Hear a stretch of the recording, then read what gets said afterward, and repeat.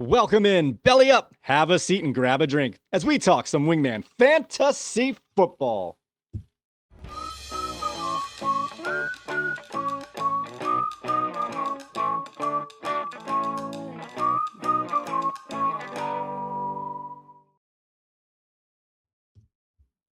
Welcome into another edition of Wingman Fantasy Football, the League Podcast. I'm your host, Michael Furley, and as always, I'm joined by my good pal here, Bernie, aka Team B. Cuban B. Yes, Cuban B.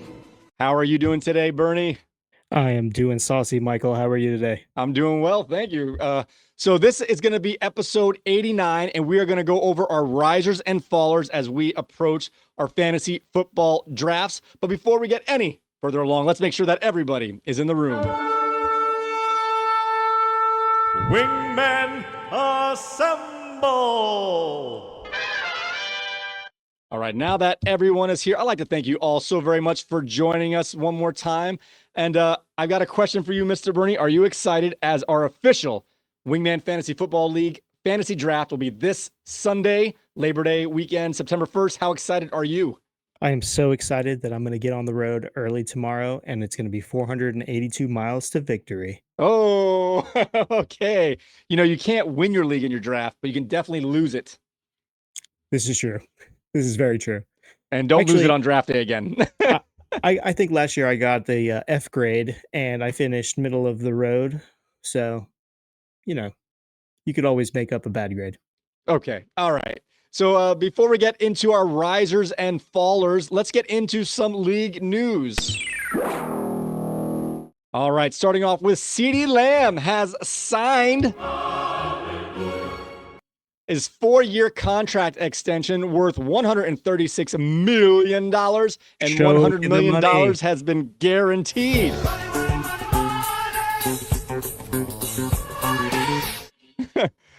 And also staying with the Cowboys for now, a little less exciting, but Dalvin Cook has signed with the Dallas Cowboys, muddling up the backfield for the boys. It's going over to San Francisco. Another NFC favorite, Elijah Mitchell, has been placed on season-ending IR, creating an opening for one of the most coveted running back handcuff spots out there. Also, A.J. Dillon of the Packers has also been placed on season-ending injured reserve. Of course, that means his season is over. Leaving Josh Jacobs a boatload of carries going forward. Another big-time receiver, Jamar Chase, has not yet signed his contract extension, and it's starting to look like they're playing a game of chicken between Chase and the Bengals front office. Another big-name receiver, Brandon Ayuk, Hadouken, has reached a deal to stay in San Francisco. He has signed a 4-year, $120 million deal.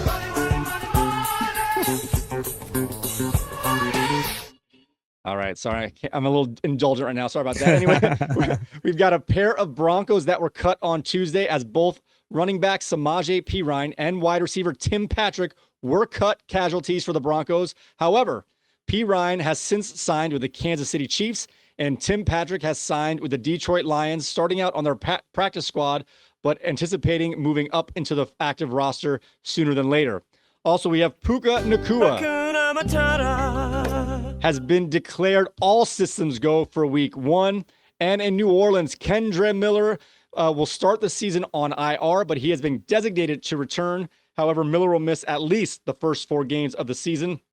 And in an interesting move here, we have Taylor Heineke has been traded from the Falcons to the Chargers. Does this mean they are worried about the potential health of Justin Herbert? We discuss more after this. All right. So let's get over some of that news there. And I went through a lot real quick. We have some big signings. Some holdouts are finally over. What do you think about some of this news we went over here, Mr. Bernie? I think it's exciting. I think San Francisco is finally getting their things together. Mason is going to be a high handcuff. I agree. High priority handcuff. Outside of that, though, Jamar Chase, really suspect being really high up there on that draft board. So we did our mock draft the last time, and we had news that he was going to play week 1. And since then, it's been almost the reverse kind of sentiment, meaning we'd probably been more likely the way I've been seeing it from the shows I've been listening to and mock drafts I've been seeing, Yep. Jamar Chase seems like a value at that 6, 7, 8 pick. But if the question mark is just too big, Amon-Ra St. Brown is just a safe guy to take in that same range. Maybe not quite the upside. It's debatable, but he's definitely the safer pick at going into the start of the season. I wouldn't call him safer necessarily. I think safe kind of it gives a negative connotation. I think Amon-Ra is a reliable, A more consistent player. I clutch got you. player. Yeah. Gotcha. That's fair. That's fair. I can agree with that. All right. So Brandon Ayuk staying in San Francisco is very big. Like you said, that keeps their team moving along. Puka Nacua, all systems go. That is great news. And Kendre Miller, we thought he was banged up, but that just Alvin Kamara is going to be just holding it down between him, Jamal Williams, and Taysom Hill. Yeah, it could be a little bump up for Taysom and some snap count there. But All right. I think the news kind of really segues nicely into the risers and fallers. Yes. Before, actually, we have a little more news. These are players that are on the pup list. These are our sad, sad puppies. Wingman Fantasy Football. Sad, sad puppy. These are our players who are going to start the season on the pup list. All right, that was a bad joke. Anyways, so this means wait. I got a question. Sure. What is PUP? What does that stand for? Players unable to perform. So the rule is here. Do they need hymns? Is this like a hymns commercial? Yeah, maybe. You get discreet packaging, guys. It's all right. Just go ahead and order the stuff you need. So for all you guys who may or may not know, before the season starts, any player can be placed on the pup list prior to them being activated at all. And in the preseason, they can be taken off that pup list at any time. But once you're off of it, you can't go back on it. So if you're on the pup list at the start of the regular season, you must miss a minimum of 4 games. Once again, you can't be put onto the pup list from active. If you get hurt, it's a different designation. But if you've never practiced yet this year, you can go on the pup list. And then once the season starts, you have to miss 4 games. So let's get into some of the players that are going to start on the pup list and or are going to miss a minimum of 4 games. Starting off here with Nick Chubb, TJ Hawkinson, Jonathan Brooks, Keaton Mitchell, Tyler Higbee, who still plays for the Rams, and Odell Beckham Jr., this scam artist, my gosh.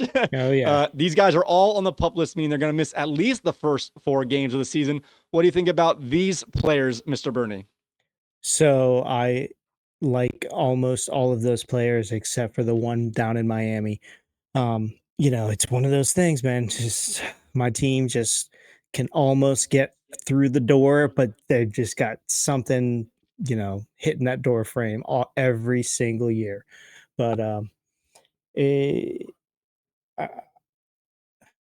we'll get into it. Okay. All right. It'll get into our deep player thoughts here.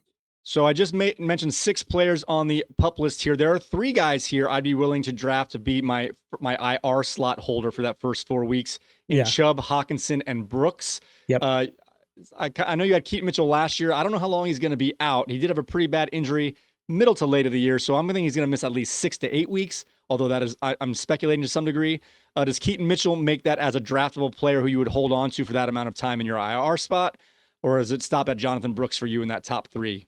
It would probably be stopping at Jonathan Brooks. Okay. I'd have to see him come back out. Chubb is the guy though.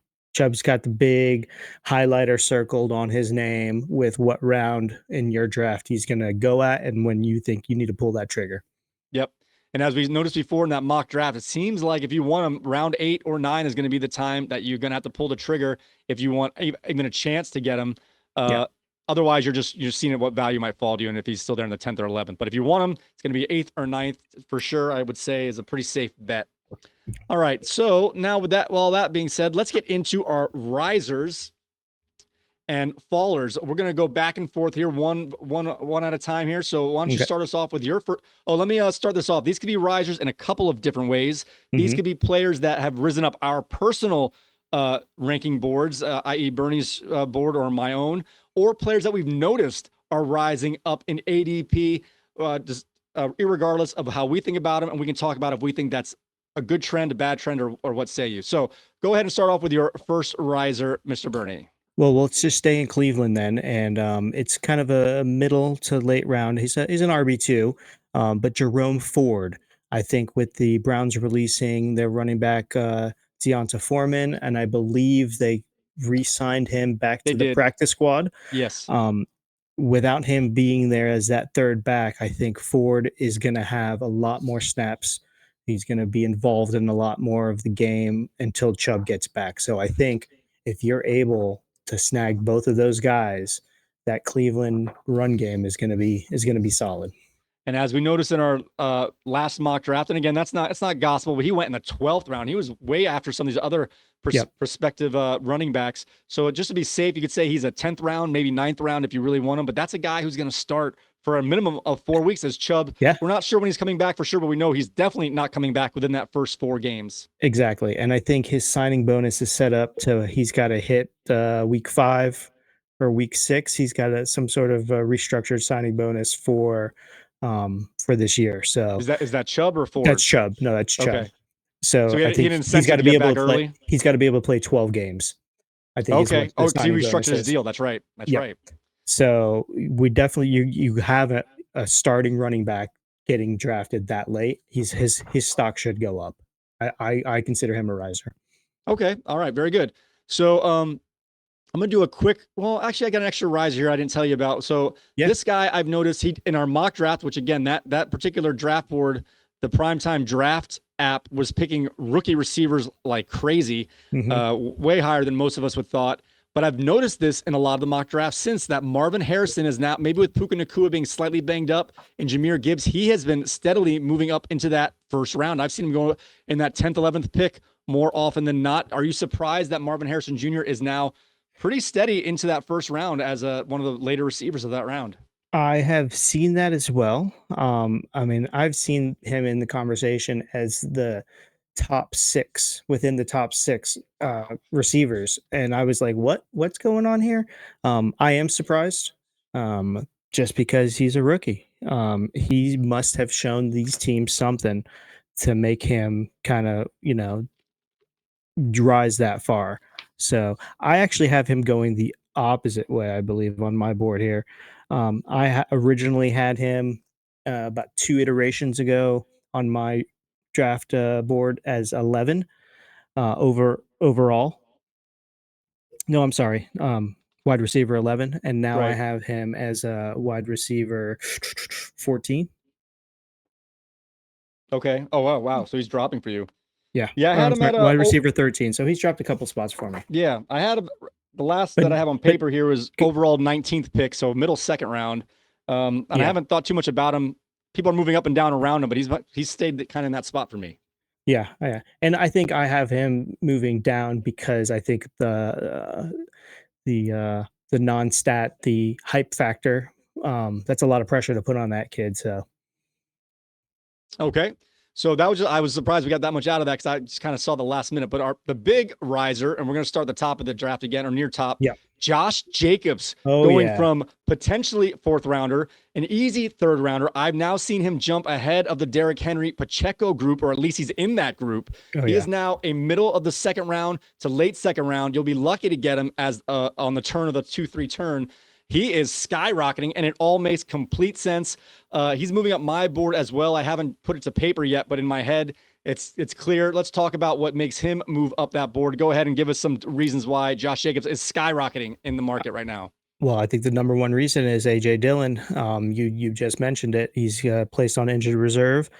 I think Emmanuel Wilson, he's the guy that's going to take his place on the depth chart. He just doesn't have experience, so I think they're just going to really rely on Josh Jacobs. And I think probably he was in that tier for me with like Mixon, Ken Walker, Rashid White. I think he's bumped up a little bit now, so he's Yeah. probably coming out of the 4th and 5th round, possibly into the 3rd round. Also, so going into this cut day this past week, the Mhm.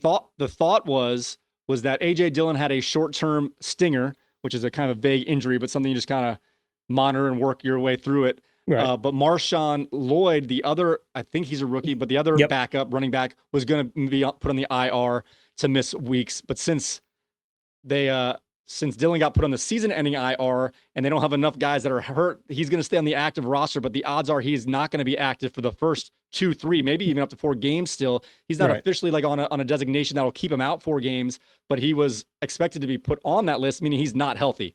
So that just, like you said, that makes Emmanuel Wilson as the only running back of note on the roster, and like he's even a later round rookie who's just I'm not saying he's not good. He could sneak around, but the guys they had planned on helping Jacobs on the load there are not available.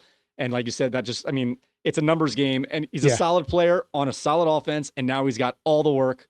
It's Josh Jacobs is going to be it's interesting. We're going to see if the real day drafts catch up to this news or not, or if they think it's worth it. But I mean, just all the arrows are pointing up for Josh Jacobs. Yeah. Now your memory is a little better than my memory when it comes to stats and whatnot.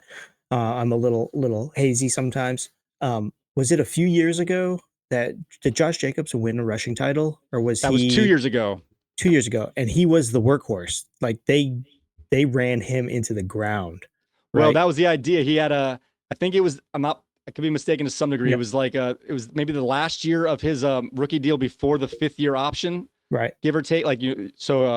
And they didn't sign him to an extension, so the idea was like they were going to run him into the ground because they didn't care. They weren't going to pay him. They ended up bringing him back on that option last year. Right. Or he held out. Remember, he held out. I think he held out. But he didn't get a long-term deal. Doing the same thing Chase is doing, pretty much. Right. Yeah. Right.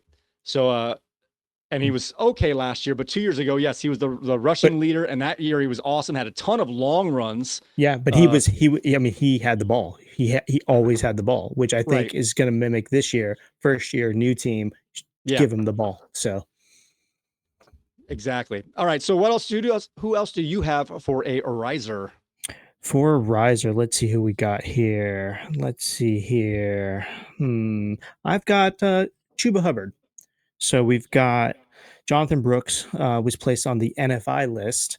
So I think Chuba Hubbard was probably going to get a little bump there. Is coming off of ACL surgery, so we kind of want to see where he's at. So not too high, but definitely a bump for that. Jonathan Brooks was looking like he was going to get, drafted a little bit higher. So it's kind of like a sliding scale there. Jonathan Brooks going down as Chuba Hubbard is going up. So it looks like to me that your risers are guys after you found out the official news of these guys missing time, that these more established, we would almost determine as backup style running backs, but they've had starting experience due to injury from the year previous. Exactly. They're going to keep the job, and you're going to ride them for these first couple of weeks. I got a question for you with these types of players. Yep, go for it. So their value right now is that first 4 weeks, give or take a week or two on the other end, depending on the player, of course. Yep. So are these players, the way I look at it, these players really only have value if you're planning on even using them in those first 4 weeks or a chance to use them. So these are like perfect guys if you're going 0 RB, for example. If you draft 4 running backs and then you're 5th, they're not worth it. You're almost better off grabbing Brooks or Chubb than grabbing Ford or Hubbard if you already have 3 or 4 running backs on your team when it comes to picking those guys. Yeah, exactly. I think because in our league, we have to do 1 RB for sure. I think that you're kind of waiting. You're kind of seeing it again, it depends on your pick as well. Like for me, I'm pick 9 in our league. As of now, I've got Jahmyr Gibbs is probably where that kind of it's going to be falling towards me. So if I'm going to be getting a top tier running back early, I probably might not pick up this guy just because I'm going to play Jahmyr Gibbs over him for the first couple weeks anyway. So there's no value in that for me. But like you said, if I'm going wide receiver, quarterback, another quarterback, who knows? We saw in our mock draft, we were getting 2 sets of quarterback back-to-back picks. So, then yes, now I'm looking at these late round RBs, these Jerome Fords, these Chuba Hubbards, late round stuff. So these 2 players definitely have value. They're definitely rising, but they almost have like a specific niche of value as players that will get you through the first couple of weeks while you figure out some of your other deficiencies if you have them on your team. Exactly. So now the trick is though, if you can get Chuba Hubbard and Nick Chubb, because you might not want to do you might not be able to get Ford and Chubb. Right. if you can do that, so that would be a nice little benefit to it. I've thought about this a little bit. I haven't heard his name this year, but he was signed to a big deal last year. Do you think Miles Sanders has any chance to get any playing time for the Panthers here? Oh, good gosh. I could see him being a very sneaky. All like he's the one playing ahead of Chuba Hubbard. I haven't heard Yeah. his name. There's no indication. He's on the team. He wasn't cut, and he still has his contract. Yeah, I think it might come down to you might be that manager that is cursing Miles Sanders' name, like the managers that had Chuba Hubbard last year were cursing his name. So I think it's kind of going to be like a role reversal there. So, All right. um, yeah, and I remember Reggie. I think Reggie had him, and Reggie was not happy with Chuba Hubbard. So All right. So another riser I have on my list. We're kind of working the opposite direction. I'm working from the top of the draft. He's working from the bottom. We'll meet in the middle by the end of this. yeah, I've got Rashi Rice. It came out today. I forgot to put it in the news that pretty much it's hard to say that he's not going to be suspended. It's hard to say that as a definitive. But the thing is that the phrasing is they're going to let the legal process play itself all the way through before they make a decision. He's not like going to be on those like a commissioner exempt list where they're like, this is so bad, we're gonna have you sit out while we figure it out. They're gonna let him play while the legal process takes hold here, and right. who knows exactly when that'll end. But you know the way these things go, there's always appeals and such. So I remember the one year Ezekiel Elliott was gonna have I think it was 2017 ish. He was gonna have a suspension early in the year, and it got pushed back similarly, and then he got suspended once the process ended, and it was like after Thanksgiving, give or take, or Christmas. So there is a chance if he now gets suspended, it's going to be the second half of the year. But you know how these legal processes play out. There's a chance that this thing's going to go into December, January, and with a potential appeal, he might be good to go for this year. At least he seems like he's going to be good to go for the second part of the year.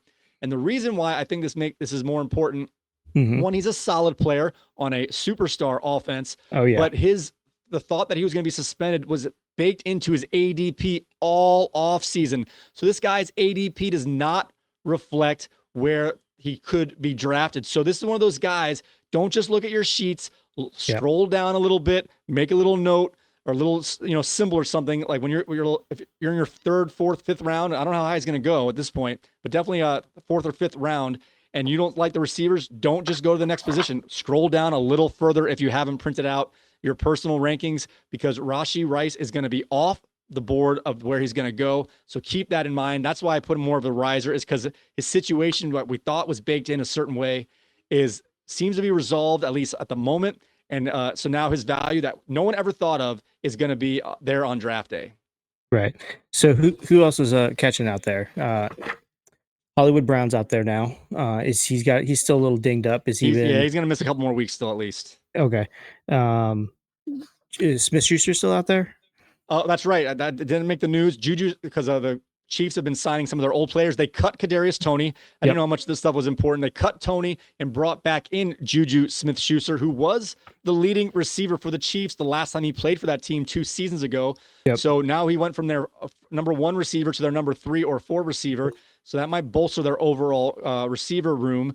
But of course, they have Travis Kelce and Xavier Worthy to fill out that receiving core. Yeah, so that would be my only concern with depending on where you would want to pick up Rice is just he's going to be sharing a lot of snaps. He's going to be sharing a lot of targets. So it just even the new rookie tight end. I can't think of his name off the top of my head right now, but he's supposed to be kind of coming in hot as well. So KC's got a lot of parts, and I do want to have some of KC's parts. So if I didn't get any of the top good parts, then and Rice is there, I think I might pick him up. All right. Who else do you have that's rising? We got a couple more, I think. Rising. I got a big one that's falling. You want me to do one more riser here? I guess. Yeah, one more. How many risers do you have left? Are you done with your risers? Yeah, I'm done with my risers. All right, I got 2 more then. Oh wait, no, I'm sorry. We probably have the same one. Mason. Yeah, let's do him. San Francisco. We can do him now if you want. Go ahead. So I've got Mason going up a little bit. This is Jordan Mason, the backup running back for San Francisco. Yep. He's definitely a handcuff now for sure. Elijah Mitchell out on a season-ending injured reserve. So we got McCaffrey at the top spot, but nobody else really behind him. They That do have a could, rookie. I think is I don't have it memorized. I think it's Isaac Garendo or something very similar to that. So there is okay. another rookie on that team. Yeah. San Francisco is very sneaky sometimes. The guy you think is going to take over, and then the no-name guy is the one who actually gets it. So I'm just keep that in mind. But Jordan Mason is poised to be the handcuff going into the season. Minus any, he's going to be He should be drafted, and you keep an eye on the rookie Isaac Garendo just in case there's some shuffling going on. Exactly. And then the other kind of hiccup is McCaffrey's calf injury. I'm not worried about it. If I had the number one spot, which I don't, Katie, King George does, and King George should be drafting Christian McCaffrey. So, but it's still a calf injury. So, and he's a back. So if that thing flares up after the first game, that this makes Mason a priority, a priority pickup. So the calf injury for McCaffrey is scary just by its words, but the fact Yep. they're giving him so much time to heal is good. Yep. It's one of those things like you rush him back, it adds another 2-3 weeks, let it heal. You know what I mean? And so that in a way it's scary because you haven't seen him back on the field, but the fact they're taking so much time is actually in a weird way it is settling. Right. So and he's kind of the guy you're filling out bench spots with. What about what pick are you starting to fill out your top priority bench spots? Are you talking like 10th round? Are you talking like 11th, 12th round? I don't. It's hard to say. It kind of depends on who's available and what's going on there. Yeah. I tend, and people, you guys notice and either laugh at me. I'd rather pick up if there's a kicker or defense that I want. Some years are more obvious than others. If there's a kicker or defense I want, I'd rather go ahead and get them in that 9th, 10th, 11th round area, even though it seems early. Right. But you have no competition for the pick there because no one else is doing that. And then on the latter rounds, that 12th, 13th, 14th round, everyone's getting their kickers and defense, and now you're not competing getting the running backs or receivers. At that point, they're all dart throws. Who cares which dart you throw? You know what I mean? Yeah.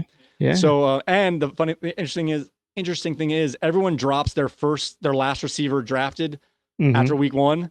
So if I'm dropping my last receiver and he's my 14th pick, and you drop your last receiver and he's your 11th round pick, now I just upgraded by picking up your last receiver over my last receiver. Yeah, this is very true. Unless it's a sabotage drop. Yeah, fair enough. Kyle Pitts. All right, I've got one more sneaky. It's surprising riser here. I think just because he's like almost invisible on ADP and draft boards, but I think he's going to be solid, not special, but solid for a quarterback who's going to need someone solid. I think Deontay Johnson's got a sneaky chance. I think he's, instead of being a 10th round pick, I think he deserves to be that like 8th round pick. So to me, he's a personal riser. I don't know how high to take him and what tier he's quite in yet. I don't have that paper in front of me, but when it comes down to like dart throws of guys like, this would be a comparison. I'm going to ask you right here. Would you have Deontay Johnson, for example, or DeAndre Hopkins? That's kind of like the range I think Johnson deserves to be talked about. For this draft, ooh, that's a tough one. That's a toss up. I would any other draft I would probably say Hopkins right off the bat, but this one he hasn't really excited me. So maybe Johnson. Yeah, maybe. I'm saying, but you wouldn't have thought that. No, 4 weeks ago. No, definitely not. Yep. I agree with that. So I just think he's not someone you're targeting, but I think when it comes down to like that value, like, oh, this tier's gone, like, or whatever, or like, I don't like these quarterbacks here, I need to fill up this spot. I think he's a solid, 3rd, 4th receiver, like a bench play guy. And remember how fast of a start that Adam Thielen got off to last year. I think Bryce Young is going to need those guys who get open quick for him. And I really think Bryce Young's he can't go anywhere but up or be out of the league. So I think there's a chance he can improve. And he was able to support, well, I think Sam Darnold is part, or no, who was their backup last year? Anyway, so I think they can support potentially like a possession type receiver. And Deontay Johnson is way younger than Adam Thielen, where he can keep it up longer and maybe break away after short catches for potential yards after the catch. Yeah, I can concur with that, Doctor. All right, now we're on to our fallers. These are guys that, it's just in the name there, they either, again, by our personal rankings or just the sentiment around the fantasy football community, these guys are getting a little icy, or at least icier than they were a week or two ago, if not further back. Go ahead and start us off with one of your fallers. Well, I'm going to start right at the top. Is that okay? Mm-hmm. All right. So going into his 5th year, wants to renegotiate his contract, sitting out. So Jamar Chase. I'm gonna just re go over the top 6 players here. Wide Okay. receivers: CeeDee Lamb, Tyreek Hill, Jamar Chase, Justin Jefferson, Saint Brown, AJ Brown. Those are your top 6, and Garrett Wilson. We'll just throw Garrett Wilson in there because he's Okay. awesome. At 7, I might put Chase at 7 or 6. I might draft all of those guys before him just because I don't know if he's going to play that week 1 game. Is that simply because of his contract situation? If he were to sign tomorrow, he moves right back up to 3 or 4? Yeah, Okay. definitely. I mean, you got to stack wins whenever you can do it. And Right. to get any of those other players and knowing they're going to play and knowing they're going to give you, 25, 35 points. Yeah, I'm going to drop him in the draft because of that. Fair enough. So this is definitely a news report listening thing. He's not falling because of injury. He's falling because of circumstance, and that circumstance can change. Yeah. Hasn't changed as of yet, but it can. So all right. So I'm gonna go to one of my fallers, and this one is weird because Kyren Williams. This player here, I had him as the 4th overall running back behind. Where did I have him exactly? Behind Bijan Robinson. I had him 4th. You did as have the him running backs. high. That's how high I had him, and it was crazy. Not crazy, but I mean he was in that range, but to put him up there, and it's just between that group. Who's in that group there? Jameer Gibbs, Barkley, Jonathan Etienne Taylor Jr. Yep, Derrick Henry. Yeah, I think that Etienne and Henry are still behind him, but that other group of Taylor, Gibbs, and on your list, yes. Oh, fair enough. Right. Well, this is a follow for me. This is a follow for me. He's still going to be a late 2nd round pick, I think, but he was arguably a chance to be a late 1st round pick, early 2nd round pick, and now it's going to be like he's the bottom of that tier. You're going to let that whole running back group go, and for you might let that next running back group even start before you consider taking him. And I don't know what it is. The fact that they have Blake Corum on the official top of the depth chart, but those things can be deceiving sometimes. The fact that they mentioned him being a potential punt returner without seeing, we're giving him punt return duties. You don't give your star player punt return duties. It's probably nothing, but this reminds me a little bit of last year, going into last year, that when the Houston Texans said Dameon Pierce will be our kick returner, and he lost his job so fast. Now, Kyren Williams was so much better than Dameon Pierce was even in his best year. So it's really hard to see this flop, so this switch here. So I don't think he's going to fall down all the way, but it's like just very small red flags. But when you're talking about your first running back off the board, or one of your top 15 picks, it's going to drop into 18 or so, I think, for me. What do you think about this situation? Well, he was never that high on my list. Okay. It is a very curious situation, though. I wouldn't have dropped him as much probably as you're going to drop him. But I would definitely bring him down a couple. When I heard the punt return duties, that was the big kind of red flag for me. That's such a weird thing to worry about, but it is. Yeah. Especially somebody that sits high up on the draft board, on the RB draft board. Okay, I got one for you. We got one player that we just talked about that's coming up, and Kyren Williams coming down, right? Right. Josh Jacobs or Kyren Williams, who you pick? Oh, I don't have my amended list up here. That's no, close. just off the conversation of what we just. Wow. And I'm not going to hold you to it on Sunday, so Jacobs. You're good. I think I'd go Jacobs. Yeah, just because I feel like I know what he's going to give to start. I think that shows the audience how the listeners how much he's dropped based off of how much you liked him. Wow. Yeah, and how much Josh Jacobs has gone up. Yeah. Yep. Interesting. All right. So I've got a player here. This is no fault of his own, and you guys can judge me all you want. But I did a mock draft, and this guy was next up on my list, and I couldn't pull the trigger. I had to go, not because I thought anyone else in his position was higher, but I thought that I needed to shift gears to another position, meaning he just dropped down a tier. Instead of being the bottom of one tier, he became the top of the tier below. This is Malik Neighbors. I couldn't take him ahead of the quarterbacks, the Mahomes, Allen, Hurts group. So wherever that falls, third or fourth round, depending on where your league is, Yeah. I wouldn't take any of those guys in the second round, for example. So if we got to the third round, it'd be really tough. Again, he didn't fall a lot, but he fell behind a group of another position. So Malik Neighbors is a faller for me, as I just don't trust the rookie on a bad offense with an awful quarterback. No, stop there right there. Oh, we have a Daniel Jones apologist here. All right, let's do it. Listen, Daniel Jones is a true Streamer. streamer. Yes.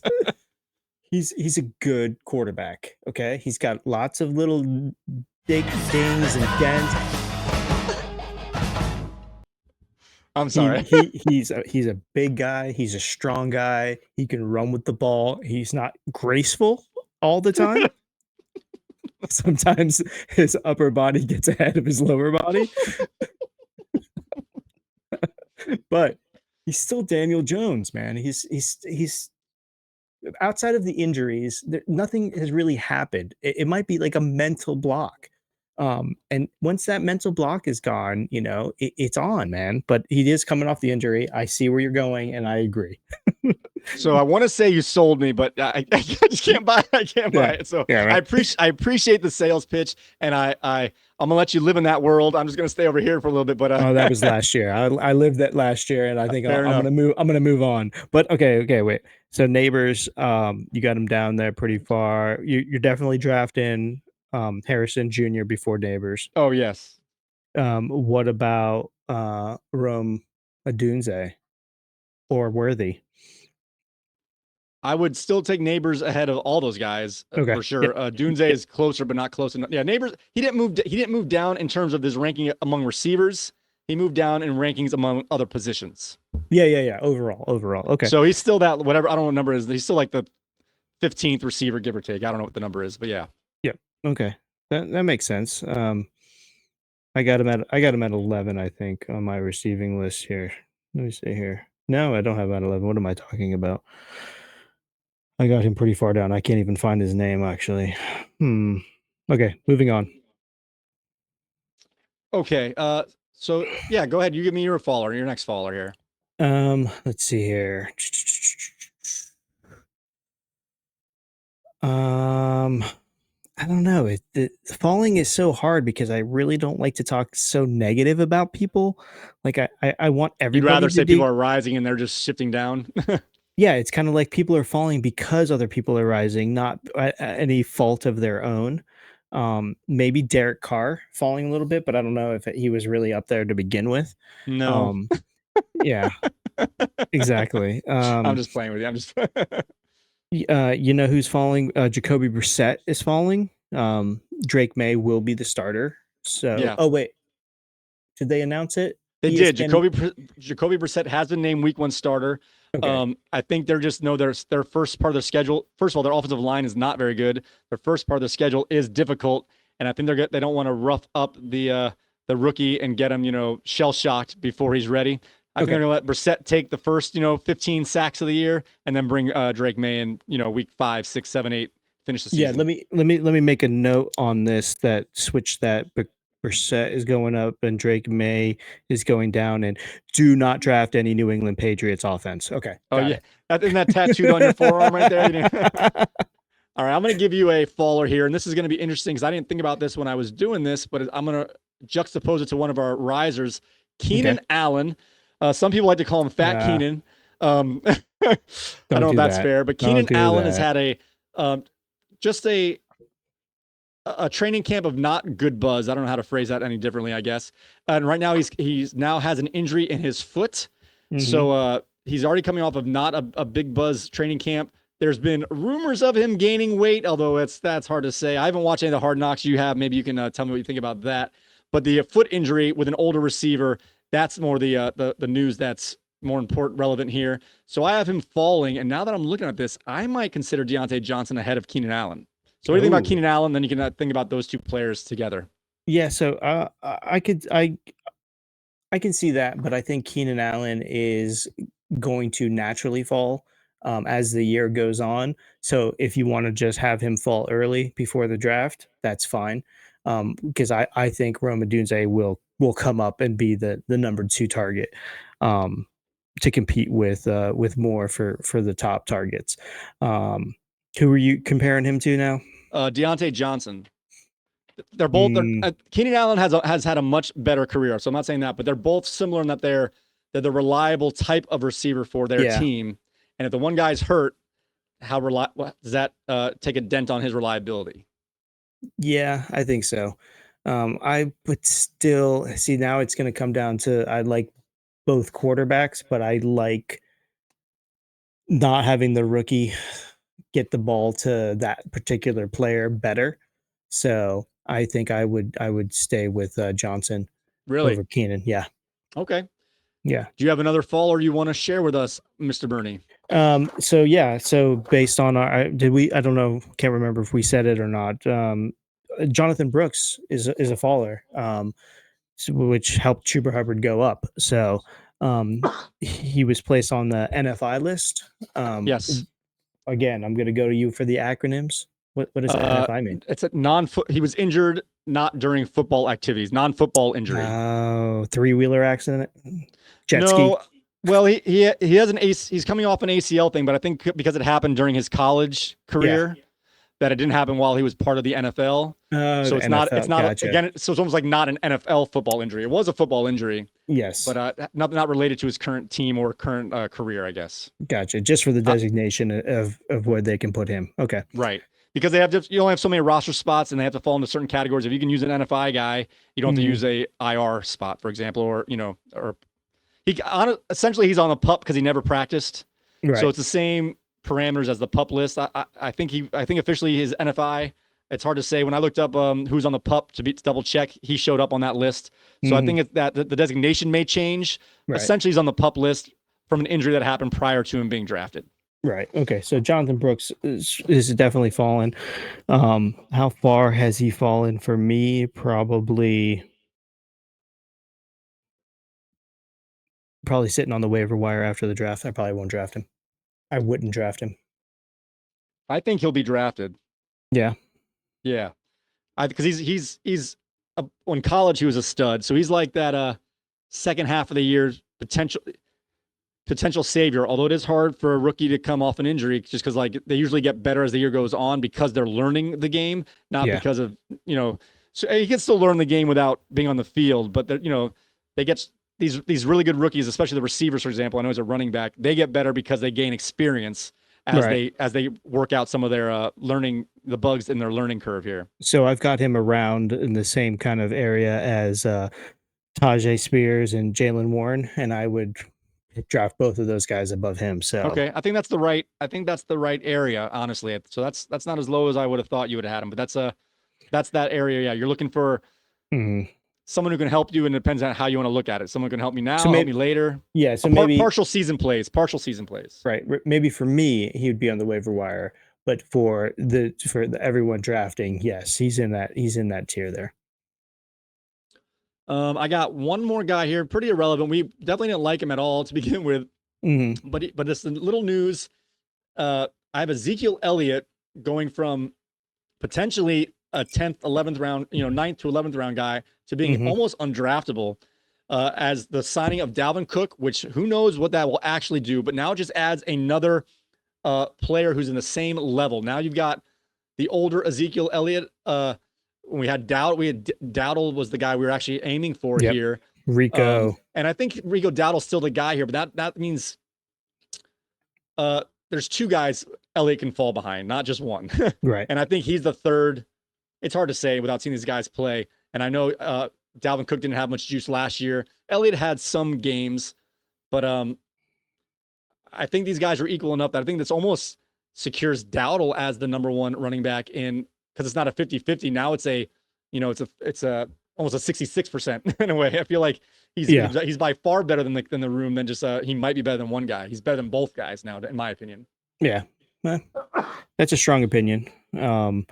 I would treat him just like how I would treat who we were just talking about, Robinson. Or I'm sorry, Jonathan Brooks. Sorry. Okay. Yeah, I think that almost makes Dowdle and Elliott 10th round or later now. Yeah. They're either at the bottom of that same tier or Yeah. the top of the next tier as far as them dropping down. Did you have any other fallers? I know you're trying not to be the negative side here. Did you have any Yeah. more on that? No, not I really don't have any big fallers. The Hawkinson, but I don't know his timeline. TJ Hawkinson. Yeah, I'm not entirely sure either. He had his injury because he played most of last year. I think his injury was like week 14ish or so, Yeah. give or take. I might be off by a week or two. So he's probably going to miss 7 weeks, 8 weeks kind of Yes. thing. So he might have just fallen off the board because he's a tight end at that point. So, but he definitely had a little juice to him if he would be healthy. So So I've got that's really all I got for falling. Though. okay. I've got a surprise riser here I didn't tell you about. And this Oh. goes to Bernie. I'm Cuban B. Yes, Cuban B. Our last episode was a mock draft, and you wouldn't even be able to tell, but Bernie could not see the draft board as we were doing this. He was going it straight from just that's why I was reading out the names so much and kind of cutting them off because he didn't know when they were going, but I needed to keep him abreast of the picks going on. You couldn't even tell, or if you could, it was barely. And he was a master. That was a long episode, and he did it all essentially blind. So kudos to you, Mr. Bernie. A little behind the curtain there. Great job navigating that mock draft last episode. Well, I'd have to say thank you, and I'm gonna throw the compliment right back to you. I rewatched the episode so I could see what was going on behind us. Yeah, and you were like an auctioneer, man. You were like calling a horse race or a dog race or something, man. I mean, you were going to town. You had a good flow going. So once the visual and the audio kind of matched up now in my head, I was like, okay, this wasn't bad because I was struggling a little bit. I was like looking for the players and where they were and who was left and stuff without being able to see that board live in action. It was a little tricky. So I appreciate your help though, your leads. very good. Thank you. All right. Well, to both of us. Yay. Yay. All right. So that's the end of our risers and fallers. Now it is time to get to one of our segments here, tips and tricks.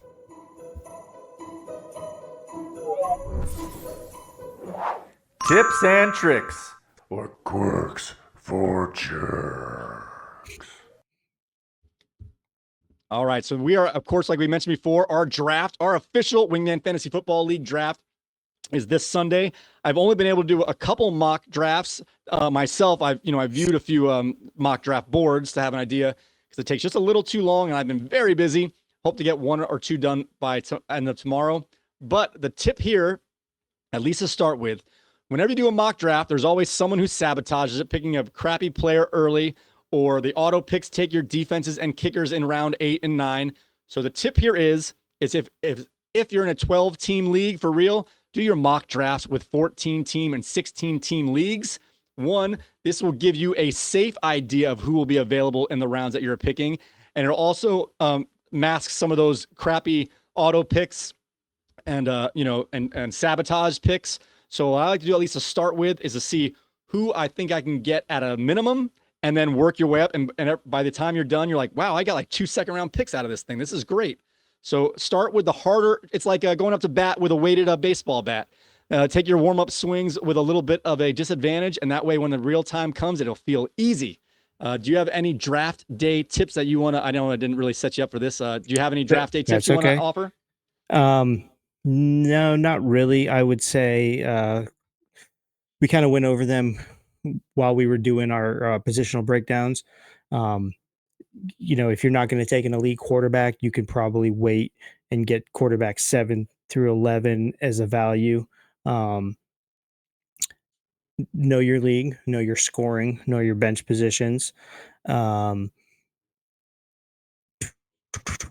Really? Oh, you know what? I do have something. Yes, go for it. A question for our commissioner. Okay. Can you put your commissioner hat on for me, sir?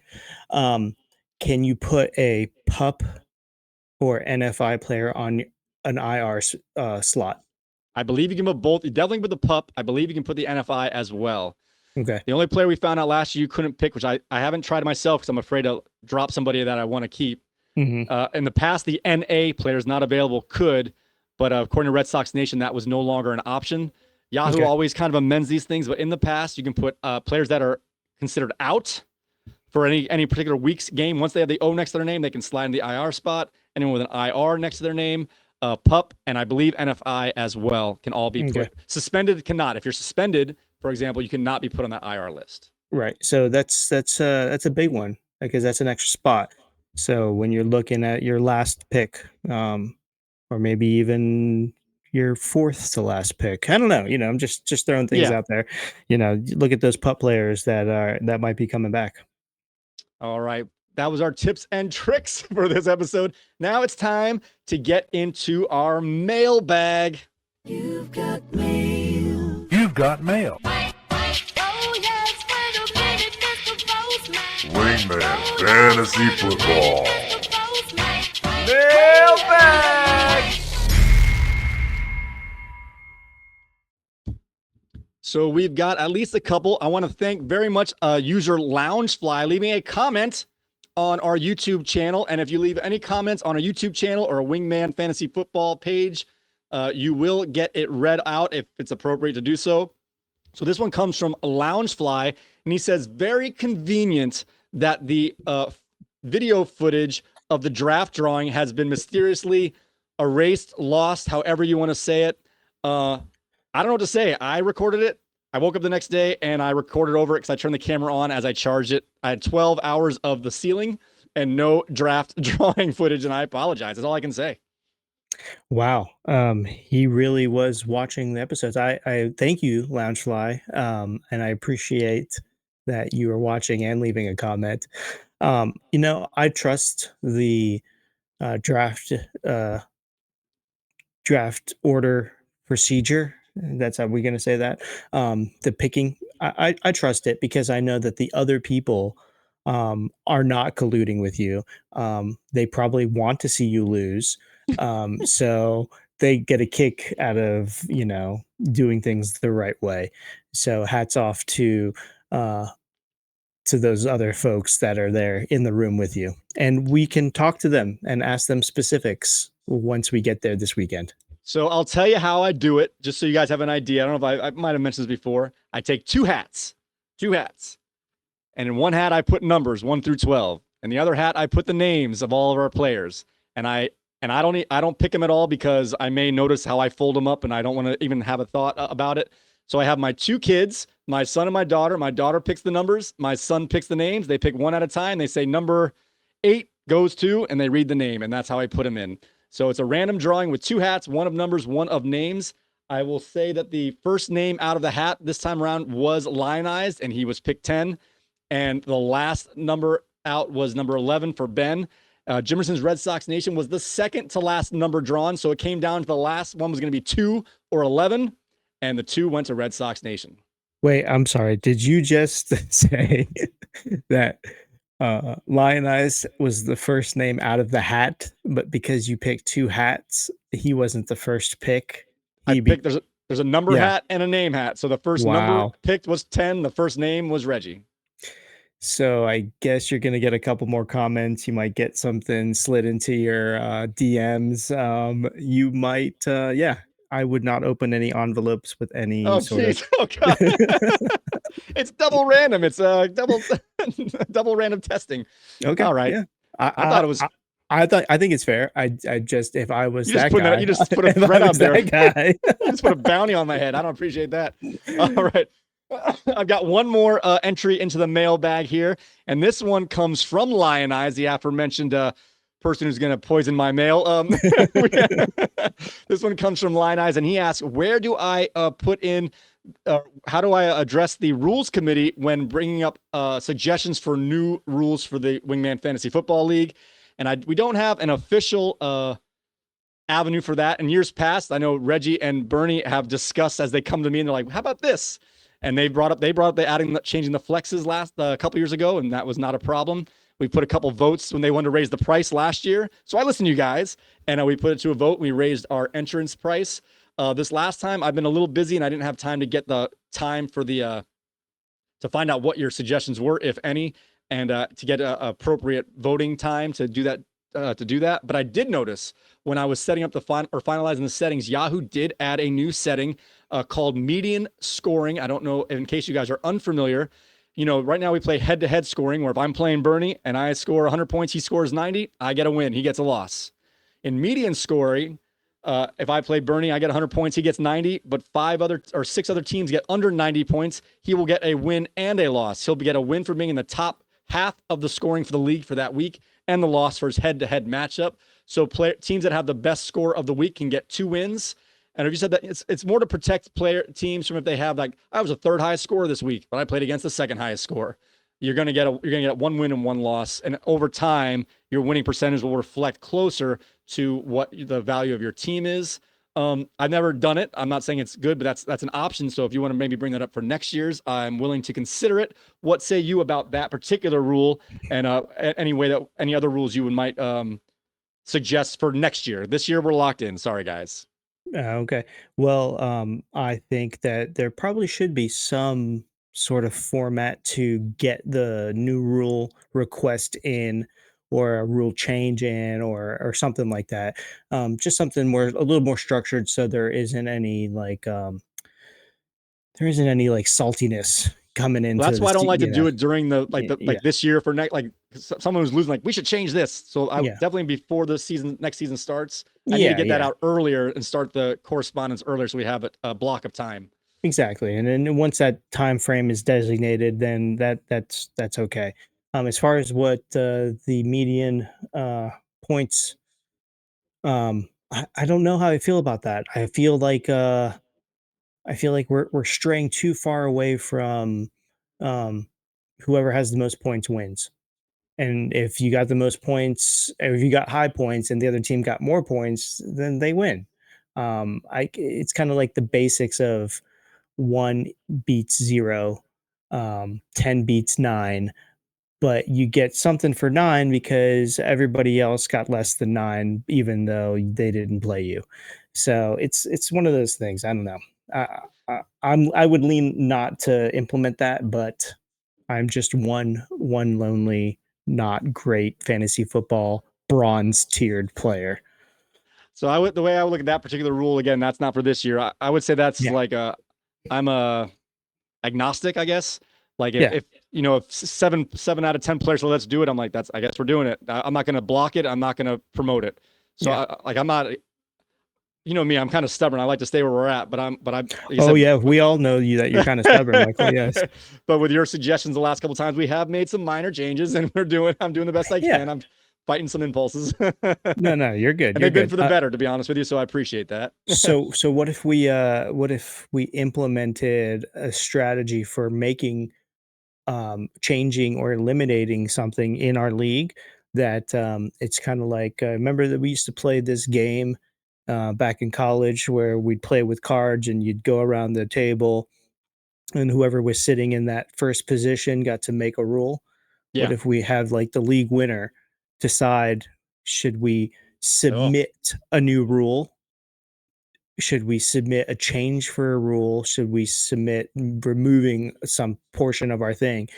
And they're the only ones that get to submit it for the next year, and then everybody that plays votes. So That's not. they don't get to change anything, but they get to submit the thing. Gotcha. I'm not necessarily against that, but I will say one thing, just in general, with any rule change, Yeah. we are locked into the parameters of, in this case, our Yahoo League. So if you want, I want to do this. I don't know how to do that. Yeah. Yes. I can't obviously, do yes. that. I'm sorry. I mean, I can email them and say add this rule, but I'm not doing that either. So it's one of those things, like, I'd have to know what the new parameters potentially are, Right. to even make a change. I mean, but it would be yeah. it would be simple things like can we do full point PPR? Can we do -4 interceptions? Can we, little point things, positional things, bench spot numbers, like little things like that. Nothing crazy. All right. Guys, I want to thank you all so very much. Thank you to my co-host here, Mr. Bernie Team B. We're going to have the idea is we're going to find out how it's going to go. It's going to be a little on the fly, as Sunday is going to be a very busy day for me, but we are going to try to have a draft day special recorded on Sunday. It should be released by Monday, so you can see the initial reactions of the Wingman Fantasy Football League members and see how they respond to their, if anyone's on tilt, if anyone had a great draft in their opinion, and we can then follow along through the season. So keep a lookout for that. With that being said, guys, you can find us on Spotify, Apple Podcasts, TuneIn Radio, and YouTube Music. You can find our video feeds on wingmanfantasyfootball.com. wingmanentertainment.net/podcast. Woo, excuse me. Let me get this out of here. Pardon me. And of course, on wingmanfantasyfootball.com/YouTube. Go ahead and hit that like, subscribe, notification bell. Our members have now increased by 20% in the last 2 weeks. We are now up 2 whole subscribers, up to 12 from 10. 20% is 20%. So Nice. With that being said, guys, may your glass be full, your mugs stay frosty. And draft wisely, drink responsibly, and we'll see you next time. Very good. All right, guys.